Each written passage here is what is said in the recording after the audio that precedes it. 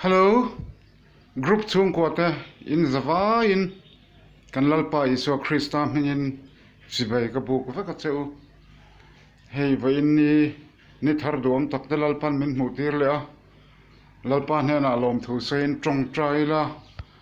Pathian Thu Ilo Ngai Thangu Thaula Engro Zolne Isai Le Kabu Bung Somrukna Chang khat le chang ni thu hi lo ngai thang u thola eng ro I eng chu alo thenga lal pa ro poina chu I chunga alo chhuat tak hi ngai te thimin leilung hi a khu don sia thim cha mu pin mi te a khu bok don ani nima sula lal pa chu I chunga alo chuak anga a ro poina chu I chunga alo langang Sam number somni pani chang somni pare na thu te hi ngai thleng u ramchulal pata ani a nam tin chunga ro rel tu ani si a thola engro ole hei tukina hian deu recorder tungin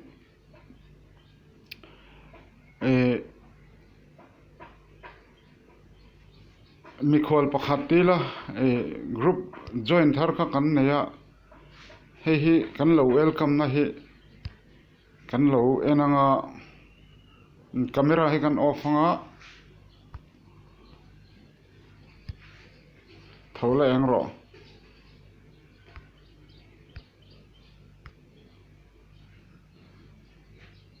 group ron join thar khi kan lo lom em ache chibaile zalen taka pathian thuwa in kom ho theina group ania Bible pathian thu zia chuanan te testimony puan chuanan te mani sot sermon tele sermon post nan te man tangkai the ani mun dangami pathian thu suan lu nan te po man the ani pathian ro puina tur ni lem lo khovel lamthil te chu post lo ram nei se group danga pathian thu thatak tak te suan lu forward nan te po man the ani hei tukina group link atanga ron join thar thola eng ro group lama kan neya hei hi kan han bel chiang lokanga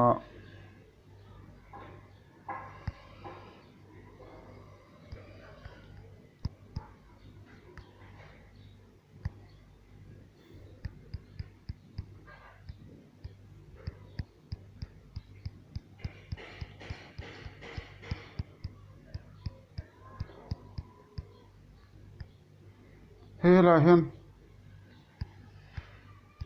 hei kan welcome na kha nia ta hian sap tonga ron hmanga pastor hei sap English lampang khoilam minge ka hrelowa Pastor Emmanuel hian thola eng ro group hi ron joina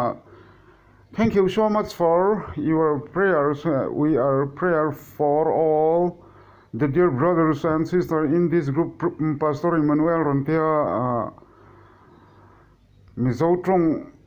Mizoutonga Pathian Thua in kom na Pathian Thu kan post na te ani a sap tung kan mang lova atula kan mang ve chau khania sap ho tan chuanin he group hit chu Mizoutung thiam takan ni lo chuan an bang bo hle ang ti kharin thea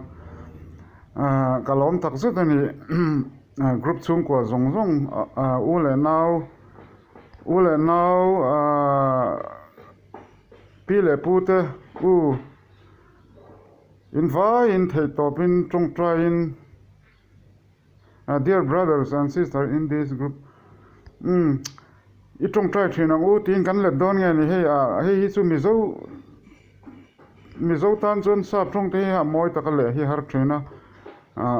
sap thong thiam lu tuklo na tiang hian hei pastor Emmanuel hian group ron join ani kan bel chiang zelanga ama hi message a hin kan lu tanga Hey Emmanuel hi group in common tholo eng ro a profile photo hi no profile photo ve thomaya sap ho te po hi profile photo da hin ngai poi mo lo te pain om ve bok thina ni keima mi mal tak hisun mani profile photo profile name te hi da hi tha ka tibera mirin tlak le mirin om ni na ni a dp kan tia di hey facebook a te le hang youtube vel a te dang a hen chuanin profile photo thì hin man dan zok mani dp display photo hi whatsapp dewa hen tlem man dan deuh chu ni amaro chu man kop thei veka sap kan ni lo wangin mizo kan ni a english te po hei in lo hreng le khazir sang lo kan ne kan chu fu lo chut fu lo tai fu lo ta kha om rem rum thin ni keima mi mal kut chwa ka te po hen a mizo tung pa ngai po kan chu fu tha le thelo ni heng a hen film khur chunga mizo tung te chut ul ganga ke phei chu a kan man mo thin bok nen hian edit han chut zo edit thlap en non le thlap kan seng chu ma en non le thlap te poimo ka man mo thin sia heng awang hedin correct ngai te kan nei le thina ni ke hi chuwang chuan ring tu te hi kan nun kan film khura kan uluwa kan taima ka ngai hle ni ti te po min hriat chhuatira hei ti hian mizo gospel whatsapp group english group ni lo ni a